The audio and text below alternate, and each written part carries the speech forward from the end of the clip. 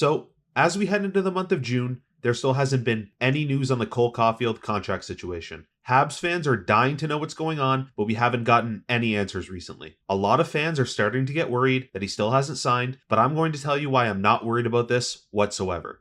I'm confident the deal will get done. They still have plenty of time, and you have to assume that Hughes is working hard to get him signed. Kirby Dach didn't even sign his deal until September 7th last year, right before the season started. I guess the reason fans are so worried is the uncertainty of how much and how long the contract will be. While Caufield did have an amazing season last year prior to getting injured, he still has yet to play a full season and he's still technically unproven. This leaves fans speculating and asking a lot of questions. Does he deserve a big contract worth a lot of money? Should they just sign him to a bridge deal? It's a valid concern, but I really think they should commit to Caufield and sign him long term. I would be completely fine with a 7 to 8 year deal worth between $6.5 and $8.5 million. I think based on what we've seen from him, I'm confident it's the right move. This is a player that has proven he can score goals consistently at the NHL level, and I think his pace last year is enough to prove that he is worth investing in long term.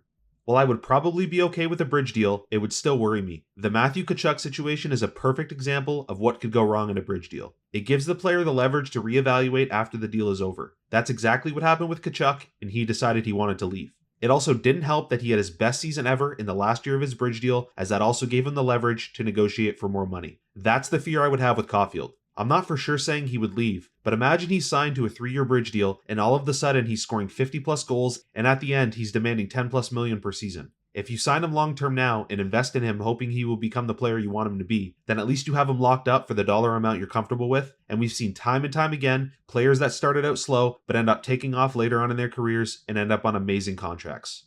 Think of guys like McKinnon, who was making $6.3 million per year, and Draisaitl, who's still making $8.5 million per year. Those now look like genius contracts because the team decided to lock them up early and invest in them long term. I'm not saying Caufield will become as dominant as McKinnon or Draisaitl, but it's possible he will end up being on an amazing contract in a couple years if he ends up becoming a superstar. We'll have to see how this ends up playing out, but like I said, I'm confident a deal will get done soon, and hopefully it's the right one. Let me know your thoughts below, please like the video if you liked it, and subscribe for more. Thank you so much for watching.